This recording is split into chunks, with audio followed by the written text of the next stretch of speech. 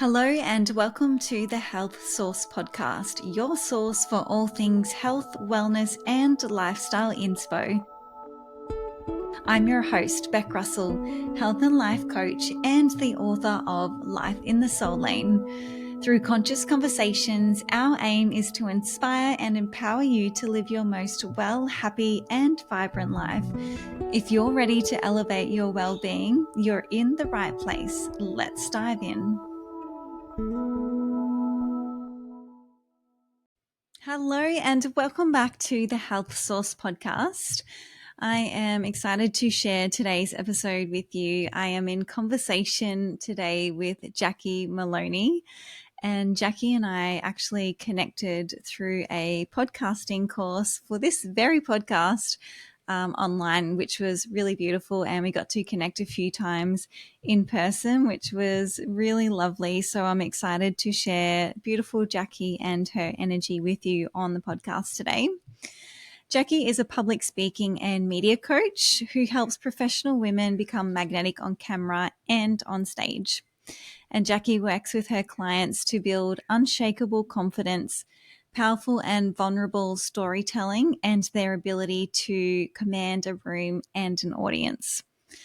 We talk a lot about confidence in this episode, which is something that I know each and every one of us can relate to at some point in our life, feeling either really confident or perhaps lacking in confidence a little bit. So we dive into what confidence is. Jacqui shares her journey with confidence and also some of the experiences that she's seen with her clients as well. We talk about how to build more confidence. We also talk about some of the misconceptions about how people show up, particularly online, with this sense of confidence. We also speak about some of the positive impacts that you can witness and experience once you start to step into this deeper sense of confidence. We also talk about how women can own their voices more and what the positive ripple effect of that is, and so much more. And without further ado, I'm going to hand it over to Jacqui to talk all things confidence. Jacqui, welcome to the Health Source podcast. How are you today, I'm my so love? well. Thank you for having me today. I know we've just been chatting, but the sun is shining where both of us are. And so automatically to me, that means a good day. And Jacqui and I actually connected on through a podcasting course for this very podcast. So we've been fortunate enough to be able to have some lovely conversations before today's conversation. So we hope we can bring some beautiful value to all of our listeners today. We're going to be talking all things confidence. But before we dive into that, Jacqui, I'd love to learn a little bit more about you as the person. And I'd love to know what your top 3 things are that you do to keep yourself really happy and healthy. Yes, I definitely thought about this for a little while. And I think one of the most important things that I've introduced into my life, into a morning routine, has actually been jumping into the ocean.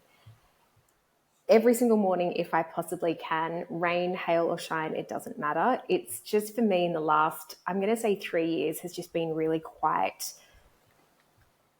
it's been a monumental thing for me for a number of reasons. And we're going to get into the biggest one being confidence in a second. But I think for me, because it's just that initial shock of being cold and being uncomfortable. And I know that when I've done it with friends, as soon as we sort of dive into the water and come up and it's that immediate shock, it then really quickly subsides. And then it's almost like this power that comes over you as if to say, well, if I can do this, I can do anything for the rest of the day. So for me, it's being in the ocean around water. I think that's just been such a calming effect on my mindset, on my nervous system. And so, yeah, it's just been something in the last couple of years that I've really focused on and really noticed a change in me personally and from a health perspective because of. I have to admit, I am not the best person when it comes to drinking lots of water. I really do have to push myself. And I have sort of started to implement more of it coming from a professional perspective. So as far as being an actor, being a voiceover artist and being a public speaking coach, drinking water is by far one of the best things that you can be doing for your skills, for your craft, because if you are hydrated and everything's quite lubricated in your mouth, you're going to sound infinitely better. And when you're on something like a podcast, that is really the only avenue you have to connect with your audience. So I have gotten much, much better at drinking water from a professional perspective. And so secondary to that has been a health thing. And the third thing for me has been a journaling practice. And I'm not sure if you have the same thing and whether someone listening right now is just like, I journal and then I go off it and then I journal again and I go off it. And I've really noticed that of late because we've been moving around and traveling so much. But I do notice the change in me when I stick to something more consistently versus if I just don't touch the page at all. So I've been really trying to get back into proper morning routine, ocean, sunlight in my eyes sort of straight away in the morning, and doing some journaling as well. So they would be some of the more important things for me. I love seeing your Instagram stories with your ocean dips. It just makes me feel like refreshed and invigorated just seeing you being like that. So thank you for sharing that, because it's such an inspiring, just simple, easy, free thing that we can do to just get that blood pumping and just set yourself up really nicely for the day. As well. Like, it's one thing to go for a run for 10Ks. Now, I'm not a runner. I will never prescribe to that is going to be my journey in life for being healthy or doing whatever. But it's just the types of humans that get themselves in the water every morning. I think they're just my kind of people. So it's also partly to go and see them and chat to them and or be around, new people as I've been traveling. So yeah, I love sort of that connection piece as well. Absolutely. And you mentioned water, which of course is such an important thing for all of us. And journaling, I'm the same. I'm definitely an avid journaler, but it's not, I have to admit, it's not every single day. It is most days though. And it's just a nice way for you to get those thoughts flowing from your mind onto the page and give you maybe perhaps a bit of a different perspective, or help you to sort of like wade through the thoughts that can be hanging around up there in our mind. And so yeah, it is a beautiful ritual. However often you can do it, I can definitely advocate for that. All right, so we are here today to talk all things confidence, which I think is definitely such a relatable topic, particularly as women. I would say we've all had times in our life where we perhaps have not felt a great sense of confidence. And maybe we have had some times where we really are feeling ourselves and we're really feeling confident in what we're doing. So it's definitely a topic that is relatable for each and every one of us. So I'd love to know a little bit more about your journey with confidence, what you define as being confidence, and how you've been able to cultivate this sense of confidence, both in yourself as a person, but particularly with the industry that you work in as well. Yeah, great place to start. And confidence for me is being self-assured. And it's me being able to walk into a room or a situation or doing something new for the first time and just thinking to myself, do you know what? I've got this. Like, whatever happens result wise, it doesn't really matter. But I just know that I can come into whichever scenario just feeling good with who I am as a person, my skill set, and acknowledging where I might not be able to do something straight away. It's just like, cool, I'm just going to figure it out. So it's being self-assured rather than sort of looking for those external validation. Because I've definitely lived a lifetime of just searching and seeking for validation from others in order to build my confidence or build my self-worth is probably a better way to describe it. And kind of touching on what you just said, my background is that I'm an actor and a voiceover artist. So confidence, wow, it comes and goes, and it's such a journey because you will have these moments where you'll book a job and your confidence will be sky high, or you'll walk out of an audition just going, yeah, that felt so good. They laughed or they were nodding their heads or I got really great feedback from them. And so you kind of had this air about you, this lightness about you for the next half a day or next couple of days. And then you don't hear anything and you're checking your phone, checking emails, waiting for a call from your agent. And then it goes by another week and it goes by another week. And then slowly but surely, because of somebody else making the decisions, my confidence starts to wane and I start to go into that spiral of, oh, maybe they didn't like it as much as what I thought they did, or oh, they've gone with someone else. Of course, they've gone with someone else. Like, what was I thinking? Yeah, sure, it might have been a good audition, but they've probably gone for a higher profile name or someone who's prettier or someone who's skinnier. And then you've gone from this peak high of confidence right back down to what it feels like absolute ground level. And you start thinking, oh, I shouldn't be doing this in the first place. It's just, I mean, I know that you've been there. I know that, someone listening has gone, yep, that's me. I can definitely agree with that. So there's so many ebbs and flows when it comes to confidence. But I think for me in the last couple of years is really trying to neutralize that as much as I possibly can. And so when the highs come and my confidence is, sky high, I try not to go there energetically and sort of be like, yeah, of course. I didn't need that external validation, or maybe the audition didn't go my way. I still am a really great actor, and I still put my best work forward on the day, and I still was able to connect with that casting agent and what have you. But then if I don't get something, it's now no longer, oh, woe is me, and what was I thinking, and I'm this and I'm that. So I try and neutralize it as much as possible, because for me, it's those spikes that were really detrimental to that inner confidence and my inner knowing that I'm so worth it. And I've worked my butt off to get to where I am today, to say, yeah, I am a confident actor. Or, yeah, I'm really good at what I do. It just hasn't gone my way this time. So yeah, it really has been that balancing of the highs and lows that has made such the difference for me, for my personal confidence. Because early days in acting, when you compare yourself to everybody, or you don't think you're pretty enough, or you don't think you're skinny enough, or all of those sort of industry expectations you place on yourself.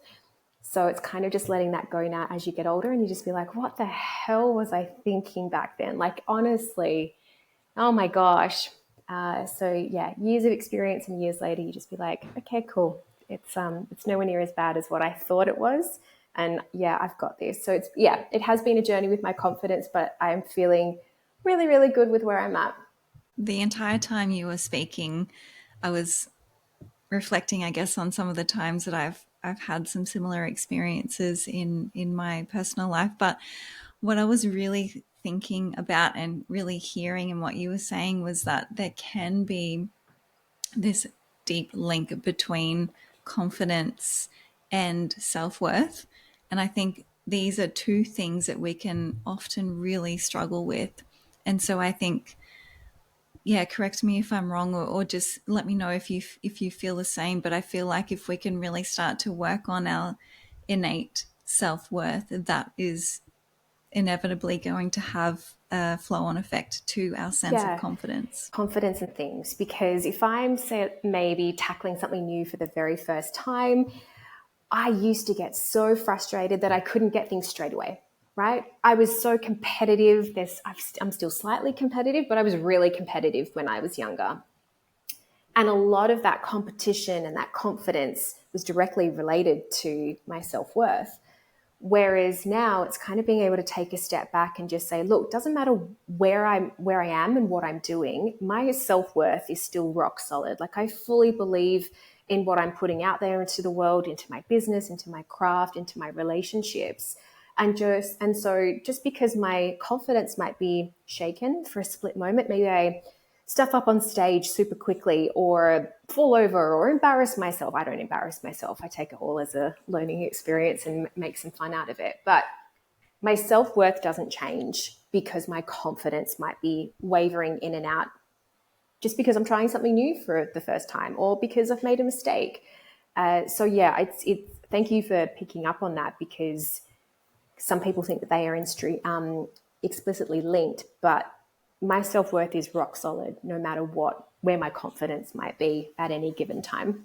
And do you know what? I think both self-worth and confidence would, this has been my experience anyway, although I think it is an ebb and flow like a lot of things in life. But I feel like it, as you age and as you step into womanhood and you start to become a lot more grounded in who you are, I really feel like that is such a beautiful breeding ground to have a solid foundation for confidence and for self-worth and for self-love and all of these Yeah. things. Yeah. Things that I was so concerned about in my 20s, not that they don't factor or they're not registering for me now, but the weight of them is just so different. And you kind of just go, oh my goodness, what did I waste so much time thinking X, Y, and Z? And yeah, I think if you were to speak to the next generation of women, they'd turn around and be like, I don't care about that. Oh, babe, don't worry about that. You know, the next decade's going to be even better, and you just don't give any Fs and whatever that looks like. So yeah, I mean, wonderful thing to look back and just go, oh yeah, I wasted so much time thinking, believing, living that way, and it's not worth it. So, with that being said, what would you say, or what have been some of your personal experiences, or what you've witnessed around some of the misconceptions about maybe you are, say, watching someone online, or even face to face, you've got friends or family or people that you work with that seem to be really, really confident and really rock solid and grounded in who they are. But what would you say some of the misconceptions are around this feeling of having confidence, or maybe, yeah, people appearing confident, but maybe they're just showing up for themselves anyway, even if they are sort of having a little bit of self doubt, or their confidence isn't all the Yeah. way up there? One of the biggest misconceptions is that confidence equals arrogance or equals ego. And generalizing here can be women specific. Oh, if I appear too confident, then people might think I'm being cocky or arrogant or ego. And it takes a little while to sort of understand that confidence, again, is that self-assuredness. Whereas I think when people are performing from an ego or an arrogance perspective, like they're promoting themselves in a way. So I think the energy behind them is very, very different. But from the outside looking in, we just go, oh, she's arrogant. Oh, he's full of ego if he thinks that he's making that much money or whatever. So yeah, big common misconception there. And I think the energies and the intention behind them are very, very different. The next one is the classic, fake it until you make it, which is just one of the misconceptions that I can't stand, because we're asking people to pretend in a way. And I don't think that that's probably the best course of action when it comes to building someone's confidence in the first place. And I was at the Forbes Women's Summit at the beginning of 2024. And there was a lady on stage and she said, fake it until you become it. And I really, really liked that a little bit differently. And she kind of just every single day, knowing that there is a journey that you want to get to, or there is an end result that you want to get to, and just being that 1% better every single day on your way to get there. Like I think we've spoken about this generally for a little while now, but it's like, if you want to be that CEO woman, start being her today. That's not to say that you're going to go buy a $10,000 handbag and then put yourself into a lot of financial stress, but it's just like, how does she show up? Does she get ready for work every single day whilst others are sitting in tracksuit pants and whatever? So I think, again, it's an energy behind that as well. So instead of faking it until you make it, it's just like, all right, cool. What's this intention? How can I show up like this woman who I want to step into and become? And how can I do that today? And I think that is quite a lot different as well. And then the third thing that I wanted to touch on is just this misconception that just because someone appears confident does not mean that they have it all together. It's almost like those people that you might see on Instagram and they've got designer handbags and they're driving in Porsches and doing whatever. So they appear to be wealthy or rich. We don't know what's going on behind the scenes. Maybe they hired the car for the photo shoot. Maybe the bag is rented. Like, we just don't know what's going on behind the scenes. We're just presented this facade, and then it's up to us to interpret how we see that. So I think confidence is the same thing. Like, I come across as very, very confident. That's not to say I live in confidence 24 hours, 7 days a week, because that would just be exhausting. There are moments that I don't feel confident about doing things. Something as simple as like cooking a meal, that freaks me out. I am not good at cooking. And that seems really, really strange, but we're going to get to conversation in a second about how to build your confidence. And I'll talk about finding those things that you are really good at and just going, I do have confidence in some things. So if I've got it in some things, I can get it in other things as well. So yeah, those would be my common misconceptions about confidence that I see and hear a lot from people. Absolutely. And it's almost like just borrowing the confidence from this area, and then you can kind of use it to bolster yourself up in another area. And I think it's can be such a powerful thing for us to allow ourselves to look a little bit silly in quotation marks and try something new and allow ourselves to fail again in quotation marks and pick yourself back up and try something new and get out of your comfort zone. And I really feel like it's a journey, like you were saying. It's like anything. Perhaps you weren't born confident, perhaps you were, but I'd say for most of us, we haven't probably always had this innate feeling of confidence. And so it's something like anything in life that you need to work on, that you need to foster, that you need to, yeah, keep moving towards the place that you want to go. And day by day, little by little, you'll get closer to where you're going, and you'll also start to embody more deeply this sense of confidence in all areas of your life, or in the areas of your life that you really want to Oh, work on. absolutely. And it's all a choice, right? I don't choose to be confident in everything. I don't want to be, and that's okay. And I think you touched on that quite just before. Confidence is also a skill. Like if I wanted to become more confident in cooking, I would just have to commit to doing more cooking and make mistakes and burn something or add too much seasoning or too much of this spice. And then I'll quickly learn, okay, cool, don't do that next time. What happens the next time I make this dish? Okay, great. We know that we did this last time and we added too much of that last time. Where can we scale that back? Okay, great. This tastes infinitely better than the last time. So I'm building my confidence by repetition and trial and error. And like you said, if you can fail or make a fool out of yourself along the way and not take it too seriously, you'll be building confidence way quicker than you ever could have imagined. Absolutely. And that really lends itself to being really resilient too, isn't it? And just taking any lessons that might, be unearthed as we move through our life in many different circumstances. But I'd love to hear from you now, Jacqui. If someone's listening and they're really struggling right now with their confidence, do you have any top tips or some beautiful advice that you could share with the listeners as to how we can start to cultivate more confidence and really become a little bit more embodied in that feeling of Yeah, absolutely. confidence? Before I jump into tips, is to just be kind to yourself in these moments, because the worst thing that you can do is be feeling low on confidence or lacking in confidence, and then to have that voice inside your head saying, see, I told you you're no good at this, and why did we even bother trying that? And you tried public speaking, of course you failed, we knew that was going to happen. So the most important voice you're ever going to hear is your own. And so in these moments where we're not feeling great about something that we've tried or where we are in life, just adding that extra negativity is not going to help you. So just be very, very kind to yourself in these low moments. It's like when you're sick, there's nothing worse than being negative on yourself. You just keep feeling worse. And I would share the same, or I use the same advice when you're struggling with your confidence.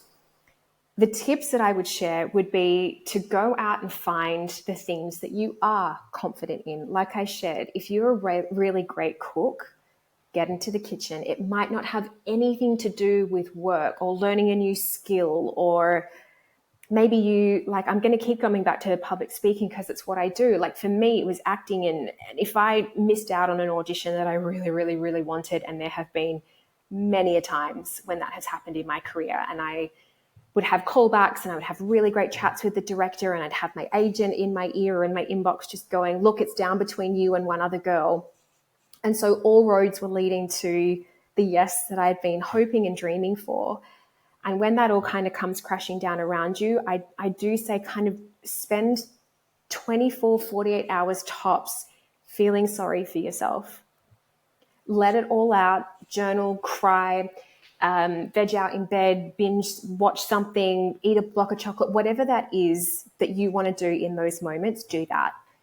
And once that 48 hours is up, then that's the time that you've got to go, great, all right, cool. I've had my moment, I've had my cry, I've had my woe is me. What do I need to do to get out of this and to change the energy? And so getting back into things that you feel really confident doing. And so for me, I would get straight back into acting classes. Like the thing that I didn't really want to do, I knew it was going to be the biggest pickup of my confidence and my belief in myself again. So yeah, find things that you are confident doing. And I say do this as simply as possible. Like if you can go out and make somebody else's day, I'm really confident that I can go out and make a complete stranger's day, whatever that looks like. If it's I'm in the shopping center, I've just unpacked my trolley, I will go and see if someone else needs me to take their trolley for them, because it might be a mum and she's got two kids that are in prams, and so it would it's an extra 5 seconds that she could just get out of the shopping center or the car park. I will go and do those things because it makes me feel better immediately. And it has nothing to do with the thing that I stuffed up or that took a hit to my confidence. So it's just finding these really small moments of that boost, and you're just like, oh, that felt really good. I want to keep this feeling going. So that's, yeah, there are a couple of the things that I would be really focusing on in those moments. And coming back to why. If I'm going to keep going down this path of being an actor, why do I want to be an actor? Why am I prepared to keep taking some of these hits if it's not full-time work and it's not this big lucrative paid, check for me every single week? It's just like, well, it's my passion and I love telling stories and I love being on set, working with other actors and directors. And so it's like, okay, cool. I do get these moments in my career. So I'm going to keep going. I'm going to pick myself back up again, get back into the work. I'm going to keep auditioning because I can't imagine a life not doing it. So my why and my passion will override these bouts of confidence because I just want it more than anything else. Absolutely. And I think that can translate into many areas of life, connecting to your why you're doing things, why you're showing up for certain things, why you're perhaps not showing Yeah. up for certain things. And like you said, it's so simple and it's free and it's easy, but it's just a matter of us doing it. But like you said, just making the conscious decision to do those things that we know that we're confident in already to help us to build that confidence and then translate that into other areas that we perhaps are still working on, are still building. And yeah, it's just a matter of prioritizing it and, like you said, connecting to your Yeah. why. What are some of the positive impacts that you have experienced personally and also witnessed in your clients once you have started, or once the clients have started to cultivate this deeper sense of confidence? I'm currently working with a group of ladies and I'm beta testing this program in my business at the moment. And we're only about 3 weeks in. And I've never met these ladies before. They've come through a client of mine. And so they're very, very new to my world, vice versa. I really knew nothing about them before we started working together.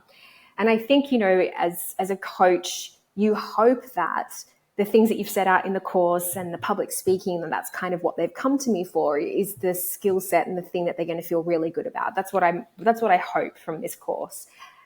And I think the most surprising thing for me in this process has been the feedback that I've gotten already, which is, aside from what they're learning in the course, it's just they feel more confident showing up at work. They feel more confident to ask for what it is that they want in their relationships. Now, I'm no relationship counselor or marriage therapist or anything like that, but if I'm encouraging them to find their voices, they're finding other ways in their life in which they get to practice and do that. And so that feedback for me has just been crazy. It's like a side of what I was really working on, which is getting them to perform in public for 5 minutes. That's been the goal. So it's just amazing that when you start building confidence in areas and you feel really supportive with your network or your community around you, like anything is possible, and it can be really, really quick if you want it to be. Like everything's a choice. You could do a public speaking course for 10 weeks and just go, oh, I'm still going to be terrible at this. Like, I don't know why I wasted all this money. I don't know why I bothered. Or you could take it in the first week and just be like, great, I'm committing. I'm choosing this story. I'm going to do this and I'm going to put my hand up at work if we've got more meetings. I'm just going to try it and just see where I go. And that confidence skyrockets for a lot of people versus the people who still tap into that mindset of, oh, I'm just going to keep buying courses and none of them are going to work. And then they're just in this vicious cycle of just investing more and more money and not getting the results that they're really wanting to achieve. So I think the mindset of confidence is huge. And where it has been implemented for some of my clients is just like speaking on stages, getting keynote opportunities that they never thought possible. A client that I'm working with at the moment has got a reoccurring podcast with ABC that I just said, look, I think we should pitch. Like, you've spoken on ABC News last year. Why don't we try this? And she's like, no, I could never do that. I said, let's see what happens. Let's just see what's possible. And she pitched and she's got it. We've done like 8 episodes on ABC, which is huge for her credibility. So it's having, I think part of it is also learning the skills, but then having the right people around you to help when those times when your confidence might waver. It's just like, no, you've got this. You're meant to be doing this sort of stuff. And you see it a lot on social media, and you see sort of like best friends doing podcasts together or collaborating with each other, and just the confidence that they give each other. You just see it. It's palpable. And you're just like, whatever they've got, I want, just bottle it and sell it because I'm buying it. Just when you have this mindset of anything's possible, that confidence, it's really hard to kind of want to come back down from that again. It's almost like, okay, cool, I'm here, and then we're just going up from here. It's really incredible. I really love that you touched on mindset, because I think this is such a big piece of it, isn't it? And again, all of these things that we're speaking to can really translate into a lot of other areas of our life as well. And so, like you said, it's a decision, it's a choice.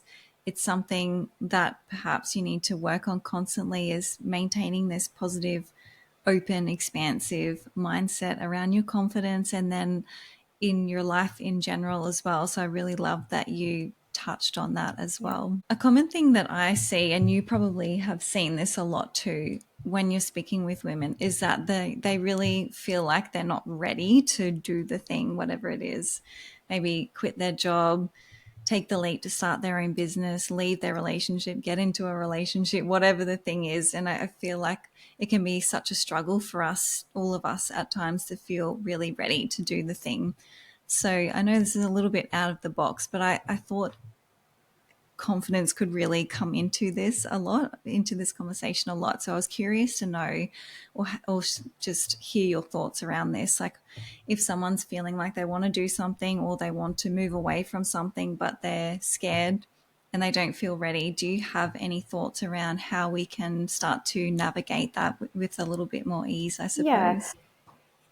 definitely struggle with when it comes to having the confidence to make a decision to do something, right? So there's such a thing as information paralysis. And because we have the internet, because we have social media, because there are so many ways to do things in life and in business now, it's just like, oh, if I'm in business, do I run one-on-one? Do I do a group program? Do I mastermind? Do I do this? It's just like, there's so many ways to do the one thing these days. And so when you're bombarded with all of the options, I can definitely get into that paralysis of, oh, I don't know which one's going to be the right one for me. I look at the prices of everything. I look at contracts of everything. I look at the results or the benefits of everything. And I wish for me personally, there was a little bit more of action taking when it comes to making a confident decision. And I know that we all get told, trust your gut. And there have been so many moments in my life, Beck, where I've done something and it hasn't worked out. And I said, your gut told you not to do that. And you acted anyway, or you chose the other way. And so it's just, it's that constant reminder that gut feel, that intuition, whatever energy, what signs, whatever you want to call it, whatever feels good for you. It just it's such a more important element of our decision making than we give it credit for. Like, I could only imagine some of the stuff I could have done, achieved, been, seen, whatever, if I had trusted that gut instinct. And so I wish that and my hope is that I lean into that more, because there have been times where I've done all the research and looked into everything and, punched the numbers in and tried to figure out what the best course of action was. And I've lost so much time and money doing it that way. So there's, I guess I'm sharing some of what I'm struggling with. Again, it's just putting my hand up and acknowledging that, yes, I am a confident person, but there are definitely areas of my life where I'm not so confident. And I would say asking for help is like the biggest thing that's going to help me get out of this paralysis stage where I just don't know what it is that I'm doing. Or it's asking my gut intuition, what are we doing here, babe? And I know my body well enough that there will be a physical thing. It won't be obvious, but it is to me that it's just be like, let's go down this path and see where it takes us. And whatever happens, I just have to trust that I'll figure it out if and when we get there. And the other side of things is, and I'll speak more specifically to my credentials, is that the easiest way I've built confidence for myself is being in action. So if I wanted to get better at acting, I went to and even if I didn't want to get up, the teacher would call me up. And even if I wasn't prepared, I would still learn something because I was in action rather than that inaction of, oh, I haven't learnt my lines tonight, so I'm not going to class. I learned from observation. I learned from not being prepared. I learned from my teacher saying, cool, this is what happens when we aren't investing in our craft every day. And so action for me is really, really important because even though mindset is great, I feel that, as you kind of just shared, women wait until they're ready. We're never going to be ready for anything. There's never a perfect time for anything. And being in action, it's just like, cool, I'll figure this out. But at least I'm moving forward. And even if it's falling flat on my face, I'm still actually moving forward from that. So yeah, that's what I would say to that particular question because, yeah, I do see it quite a lot. I'm going to wait until I'm ready. I'm going to wait until I'm more confident. Girl, I'm going to get you on stage and then we're going to build some muscles and some confidence straight away from that. That's some really good tips that you shared there around, of course, seeking out support like mentors, guides, even family and friends is super important. But ultimately, tuning into ourselves and our intuition, like you said, is such a powerful tool, and we can use that as a guide. But also, alongside those two things, is like you just got to do the damn thing sometimes. Like you said, just get into action, get moving forward, and it can really be a lot easier said than done. Yes. Believe me, I know this myself too. It's like our intuition and our body, like, and our subconscious mind is trying to keep us safe. And that's why we have these fears, particularly when it's hooked into past experiences and we want to try and avoid those again. But if we can just try as much as we can, and again, this is a practice like confidence and like anything else in life, is like we just keep moving forward.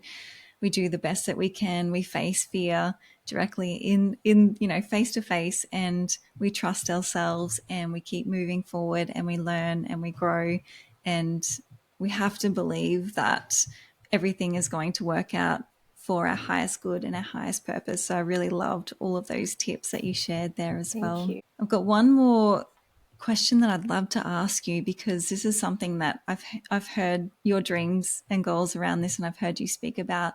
And one of your passions is women really owning their voice Yes. and the impact that that can have, not only in their own personal lives, but the ripple effect that that has out into the collective. So I'd love to know how, in your opinion, how women can really start to own their voice a little bit more. And no doubt this is going to be strongly linked to all that we've been talking about, confidence and self-worth and self-esteem and all of these kinds of things. But I'd love to hear your take on this topic. Yeah. Things to say when it comes to women finding their voice. And I think the very best place to start is coming to terms with your story. Pretending we're not sort of acting out into the world anything that's inauthentic or fake or whatever that looks like, because a lot of people hear finding my voice and they just want to yell and scream and then just hope that everybody listens. And so we've kind of gone from one extreme of being silenced because of society and history and whatever, and women never really having a voice. And then we've gone to the polar extreme of everyone must listen to me because I'm a woman and I've got a story to tell, and look at me, look at me. And so there's not a lot of women who can actually live in this space and feel really good about it for long periods of time anyway. Knowing and understanding your own person gives you confidence to show up in the world a little bit differently, because a lot of women come to me and they just go, I don't know what my story is. Well, I can't help them find their voice if we don't know what the story is yet.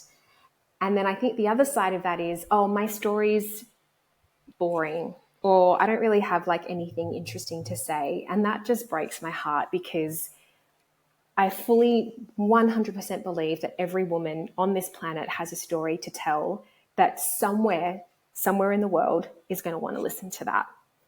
And I think we forget that it's the 1 or 2 or 10 people that listen to it that you're going to make the biggest impact on. I think a lot of us just go, I want to go viral. I want to stand on stages in front of 1,000 people. I want 2 books and a YouTube channel and all of that sort of stuff. And we don't think about where we are right now and who the next layer of influence could be. And then what's the next layer after that? And I think from my own personal experience, I've been very open and public about, you know, areas of my life that haven't gone exactly my way. And I just want to be very mindful that whether there is a trigger warning on this podcast or not, but it's just been experiences in my life that I never would have asked for. And I would, you know, if I had to choose, I wouldn't have chosen them. But I can't run away from that either. And I get to keep parts of that story for me super close to my chest, and something that the world doesn't have to hear, and that's very, very special or sensitive to me. But where I choose to share my story with others is that I know that other people have been through this, are currently going through this, and are going to continue to go through this. And my hope is to not give them all of the details, but just to let them know that they're not alone.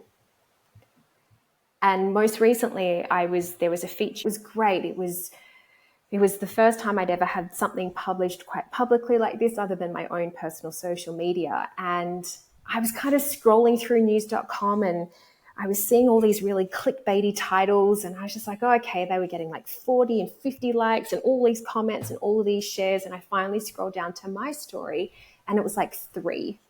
And I was like, whew, okay, right. So a heart-touching subject got 3 likes, and then someone doing something stupid or ridiculous and clickbaity got like 50. And it kind of just like hit me in the chest for a second. And then I got a message from someone who I'd never ever met before. She found me on Instagram, and she's like, I read your story on news.com. And I just wanted to reach out to say thank you, because I'm currently going through what you've been through. And you just made me believe that I'm not alone in this, and that I need to find the words to be able to share how I'm feeling with my family so I can be supported better. And it took my breath away. It gave me goosebumps, and it reminded me that before we can get to the highs of 1,000 audience members and all these accolades and all whatever, we do have to start somewhere. And that's what I'm choosing to do with my own personal story. And that's where I'm finding confidence in my voice. And so it's those little moments that you go, okay, cool, my story does matter, and it is helping people. And so it's that little bit to go, great, what's next? How can I build? How can I connect more people to the story and to the intention, or to the goal, I guess? And that is where I would get people to start, is like owning your own personal story and find what relates to people. And when you get that feedback, God, feedback is everything, good or bad. But the good stuff is just like, I'm onto something here. And then I start to work on my voice and work on my delivery and work on my confidence. And then suddenly what was once a thought of, oh, my story's not worth sharing, you've now got women reaching out to you who are complete strangers, just going, thank you for sharing that. I really needed to hear that today. And then we build, and then we build, and then we build. And then suddenly females have got a full voice, being heard and listened to and taken note of. And I think that's all we can ask for. It's just more female stories. But it does start with owning and honoring your own, good or bad, and then just putting it out there into the world to see what resonates, and then just keep building on that slowly but surely. Just like your podcast, great example, right? You put something out into the world that resonated with people enough that you continue to show up and do episodes and get better guests, and then there's more listeners, and it builds and builds and builds. But the more people who do it that way, the better longevity we get, rather than I'm just going to throw everything at the wall. I'm going to start a podcast without any thought, and I'm just chatting to people and it'll figure it out. And then they do 3 podcast episodes and then they pretty much stop because they're just like, wow, okay, cool. I didn't know how much work is involved in this, as you would know. First of all, I'd love to just thank you for being brave and sharing your story, because I know, a lot of your story is around sensitive topics. So I just wanted to honor you for doing that, and showing up and being brave and courageous to share your story. I had goosebumps when I was listening to you speak then, and it's just so inspiring. Like you said, there are probably a lot of women who think, like you said, I don't have a story. I haven't really had any, big fancy life things happen, but we all have a story. We all have our own unique life that we're living, and it comes down to connection. Like, that's what just was really just coming through for me when you were sharing all of that. Is like, when we are brave, when we use our voice, when we share our story, when we show up for ourselves, that it comes down to connection. And this is has been a human trait for such a long time, is connecting over story. And so it's just so important for women to own their story, to share their voice, to stand up in a confident manner, in relationship, in work, in finances, in friendship, whatever it might be. And I feel like it'll be such a yeah, it'll have such a positive impact, the more women that will say yes to this and choose to fully own themselves and their authenticity and their story. Jacqui, I've absolutely loved this conversation, and thank you so much for all that you've shared throughout the podcast so far. I know we've covered a lot of topics, but is there any final words that you'd like to impart or share the listeners with as we prepare to close the conversation? Living a confident life in the shadows, or living in that woe is me space, I have been in both many times. I've lived in both camps many times in my life, and you will experience bouts of, I don't feel confident in this area of my life, or where I used to be confident, I'm no longer confident anymore. But just, I'd say, persist as much as you possibly can, because the confident side is by far the better side. It always is going to be. And it doesn't have to be speaking on stages. You've just got to find what feels really, really good for you and connect to that and come back to your why every single time. Because, yeah, it's just a beautiful energy to live in. Thank you so much for sharing that. And what a beautiful way for us to close out this conversation. I'd love for you to share a little bit more about your work and how people can work with you, and also where people can connect with you online as Absolutely. well. So we will have connections to my social media. And just as a caveat, if you would like to know more information about my own personal story, please feel free to jump on my Instagram, because I am very open and very public about it. So if there is something that you'd be interested in, please go and find that. And if you want to talk about something, my DMs are always open. I am here to advocate for women's voices and for storytelling and all of that sort of stuff. So please come find me on Instagram. It's at Jacqui Maloney Coaching, and we'll pop that into the show notes for you as well. I'm also on LinkedIn. My big focus in the next couple of months, and definitely 2025, is more in-person events. So if you are looking at building your confidence when it comes to being a speaker, or even just someone who has a stronger hold on their communication skills, I'm going to be doing a lot more in-person events. So please come and find me on socials. You'll get all of the information there. Jacqui, thank you so much for sharing your wisdom, your experiences, and your insights around all things confidence and storytelling and connection. I really enjoyed this conversation with Jacqui and just really exploring this concept of confidence and building confidence and having beautiful, deep, unshakable self esteem and self worth, and how we can all share our voice and own our voice and share our story and show up with confidence in whatever area in our life we desire. So I hope you enjoyed this episode as much as I did. If you would like to connect with Jacqui over on Instagram, her handle is at Jacqui Maloney Coaching, and you can connect with me on Instagram as well. My handle is at BeckRussell_, and you can come over and let Jacqui and I know what you loved about this episode and maybe some confidence tips or tricks that you have and you'd like to share as well. That's it for another episode of the Health Source podcast. I'll be back in your ears again next week. And until next time, take really good care of yourself, and I'll chat to you again soon.